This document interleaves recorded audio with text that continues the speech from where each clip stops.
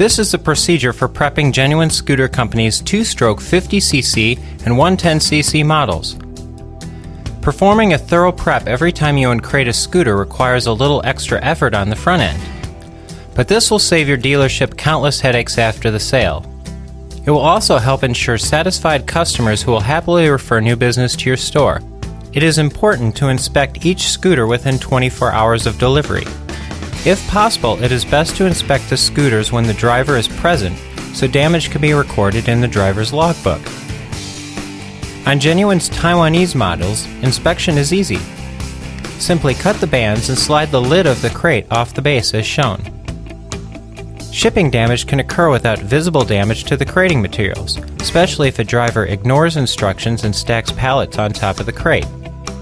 If damage is detected, put the lid back on the crate and contact the shipping company immediately. Failure to report damage to the shipping company within 24 hours may result in the shipping company denying the damage claim. This type of damage is not covered under warranty and would ultimately result in your dealership absorbing the repair costs. Detailed instructions on ship damage procedures are outlined on Genuine's dealer site. Once you've inspected the scooter, remove it from the cardboard base of the shipping crate and place the scooter on a lift.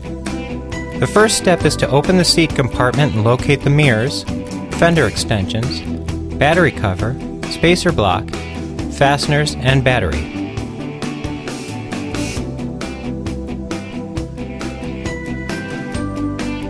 Remove the battery from its packing materials. Included should be the battery as well as an acid pack. Remove the seal from the battery and remove the black plastic cover from the acid pack. Do not throw the black plastic cover away. You will need this later. Place the acid pack on top of the battery as shown and press down to pierce the individual seals. A trick to speed up acid flow is to take a pin and puncture the top of the acid pack as shown. Once the battery is filled, connect the battery to a 12-volt charger and move on to assembly of the scooter. A 3-amp charger will take about 1 hour. A 0.3-amp charger can take up to 10 hours. On a Buddy 50, the scooter will ship with the front wheel already attached. A Roughhouse and Rattler will require you to install the wheel. Install the spacer on the left side of the front wheel assembly, the side with the disc brake. Then attach the speedo drive to the right side of the wheel. Make sure the metal ears on the speedometer drive line up with the slots on the wheel as shown. The next step is to slide the wheel in between the fork legs. Make sure that the slot on the speedometer drive lines up with the corresponding metal ear on the right fork leg as shown. When lined up properly, the speedometer cable connection will sit at roughly 9 o'clock in relation to the wheel. Insert the axle through the fork leg, the rim, the speedo drive, and finally out the right fork leg as shown. Then tighten the axle bolt to 28 foot-pounds.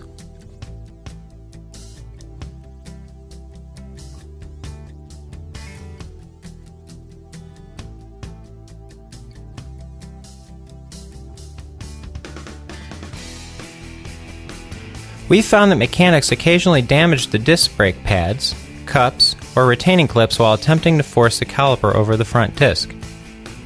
This is because the pad can sometimes become dislodged in shipping. Always make sure the pads are spread apart and correctly positioned in the pad holders before sliding the caliper over the disc. If everything is properly positioned, no excessive force should be necessary. This caliper is an example of what happens when you try to force the disc between the pads. In order to finish the job, our mechanic needed to disassemble the caliper and replace a damaged cup before demonstrating how to properly insert the disc between the pads. The trick is to insert both pads into the holder, rotate the caliper over the holder as shown, and then install the assembly.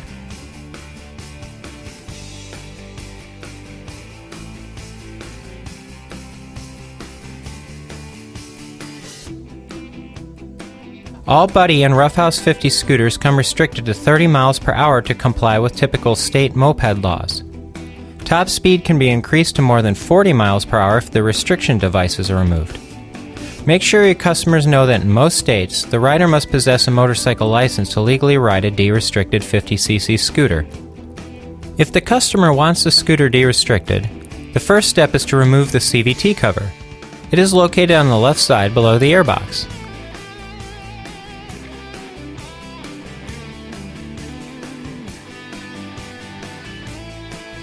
Once the cover is removed, disassemble the variator. A trick is to squeeze the belt as shown to loosen the belt and make disassembly easier.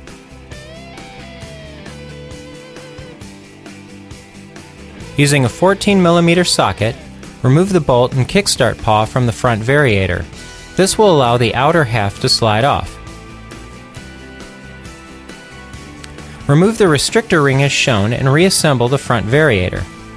Make sure the belt is seated all the way between the two halves and that the kickstart paw sits firmly over the splines.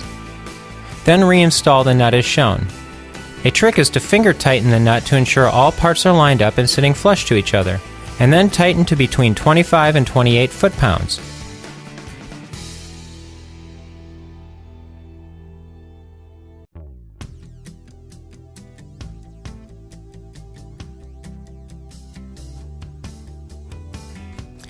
Reinstall the CVT cover, taking care that the rear brake cable holder is not moved out of position. Otherwise, the rear brake cable can rub against the rear tire. Once everything is aligned, tighten the bolts to 8 foot-pounds.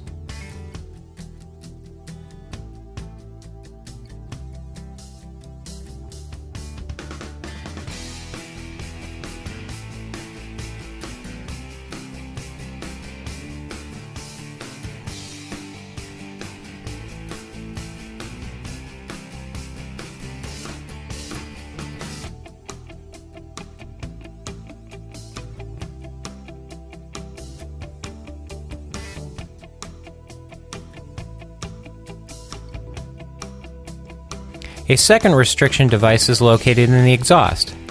This is a ring designed to limit the engine to 2 brake horsepower, another common state moped requirement. After loosening the bolts from the exhaust hanger brackets, remove the 2 head bolts using a 10mm wrench.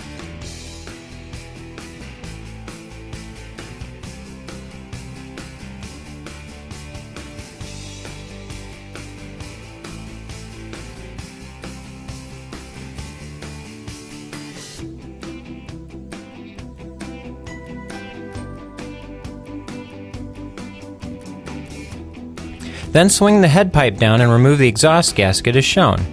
The stock exhaust gasket is welded to a small restrictor plate to limit horsepower. Discard this piece and install a standard exhaust gasket, ensuring that it is seated properly in the end of the header pipe. Partially tighten the head bolts. After that, tighten the exhaust bracket bolts to between 15 and 18 foot-pounds, and finally tighten the head bolts to 8 foot-pounds.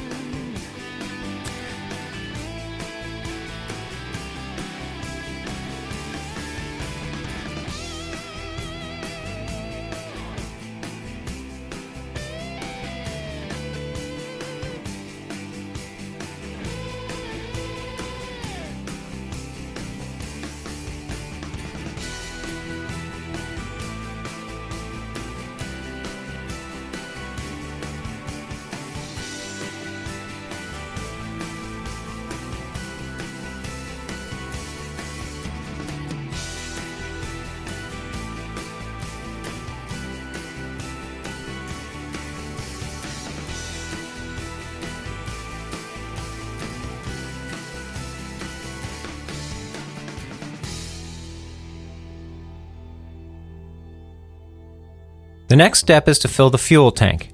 The Buddy and Roughhouse 50 are optimized to run an 89 octane, but it can also be run using 92 octane. We do not recommend 87 octane.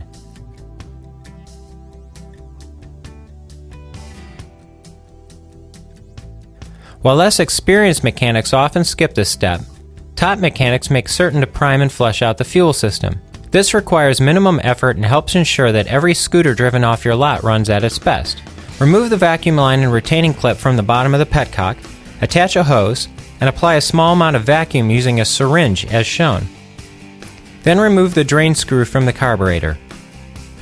This will let the fuel flow through and flush any contaminants from the carburetor. If the fuel flows evenly and looks clean, close the drain plug, wipe off excess fuel, remove the vacuum line, and reinstall the stock vacuum line and retaining clip.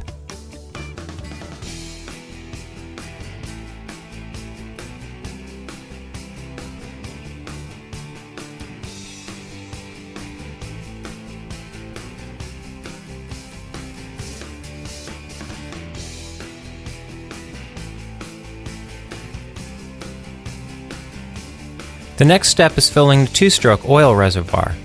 On Buddy 50 models, the oil fill is located under the seat next to the gasoline cap.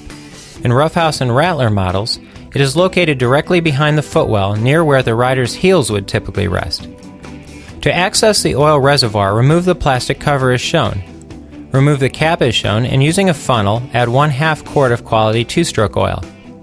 Fill the reservoir slowly to ensure you don't overfill the reservoir. Then replace the cover.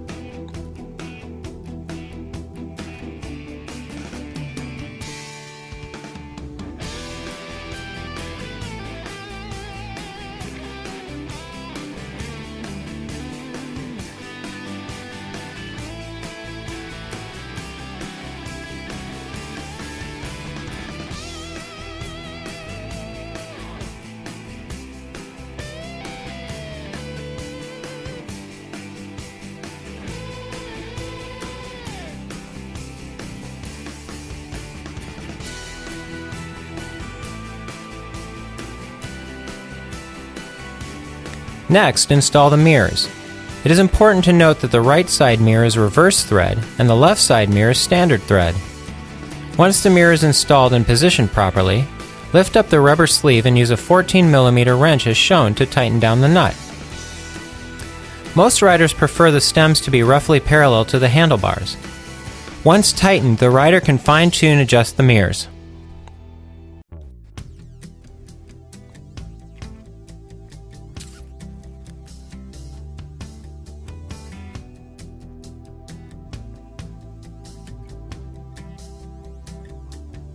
When the battery is fully charged, remove the cables from the battery terminals and install the black plastic cap as shown.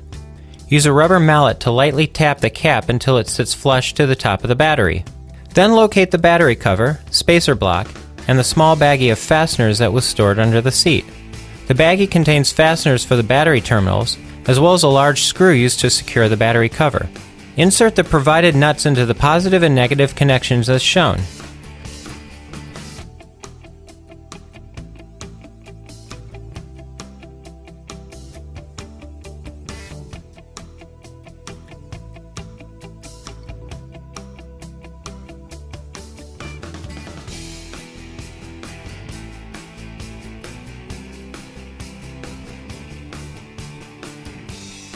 Place the foam spacer block into the bottom of the battery compartment, and then drop in the battery. First, connect the black wire to the negative terminal, using the provided bolt to screw tightly into the nut.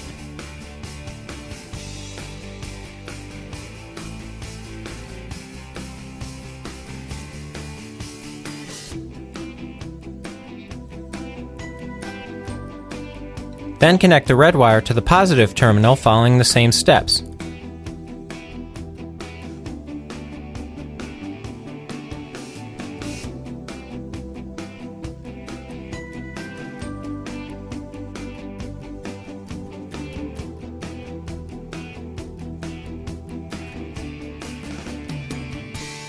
Once connected, slide the red rubber cover under the positive connection. Then install the battery cover as shown. Make sure not to pinch any of the wires beneath the cover.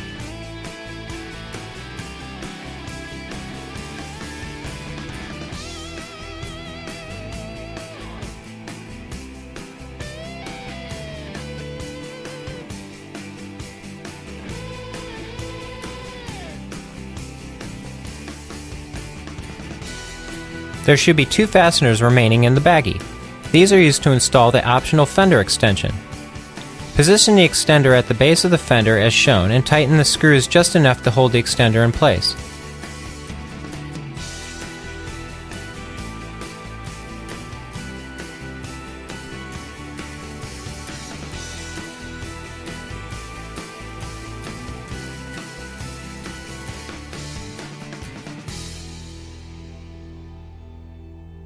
Then locate the red reflector and remove the nut and washer. Slide the reflector nut through the fender, lining up the small ear on the back of the reflector with the dimple on the fender. Slide the washer and nut over the bolt as shown, tighten, and then tighten the 2 small screws.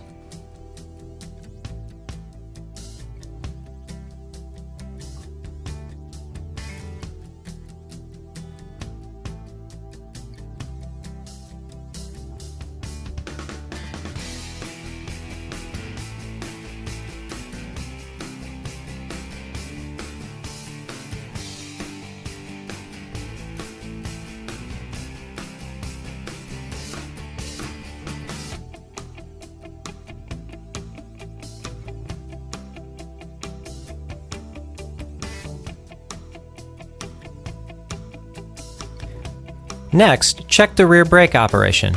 There should be a small amount of free play in the lever before the brake engages. 1/2 inch of play, measured at the end of the lever, is optimal. Use the cable adjustment located on the drum brake arm to fine-tune brake lever operation. A counterclockwise turn will loosen the cable while a clockwise turn will tighten it. When properly adjusted, the rear wheel should spin freely. Next, access the gear oil by removing the white cap at the rear of the scooter. The most accurate method to ensure the correct amount of oil is added is to drain the gearbox and add 90 cc of fresh oil. Note that the scooter takes a total of 110 cc as marked on the engine case, but about 20 cc will remain after you drain it. So be careful not to overfill the gearbox because pressure can build up and cause seals to fail. Next is time to start the scooter. Turn the ignition key to the on position and check to make sure that the oil light turns off. Flip the cutoff switch to the on position, pull in either brake and hit the start button. While the engine runs, check the operation of the high and low beams, the horn, and the front and rear hazard lights.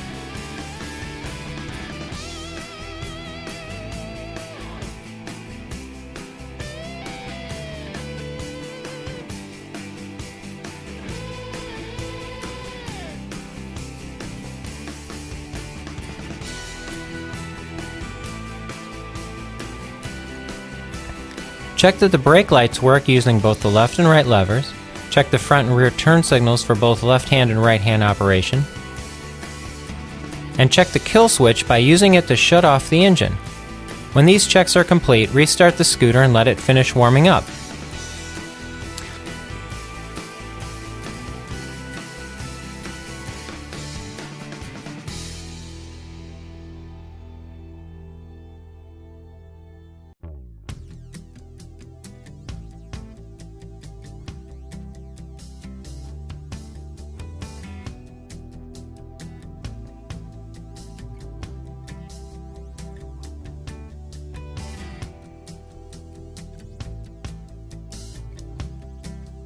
£30 is appropriate for a rider weighing more than 190 or on a scooter that will be ridden 2 up.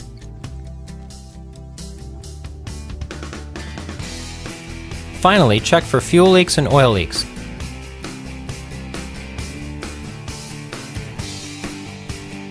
You're now ready to test ride.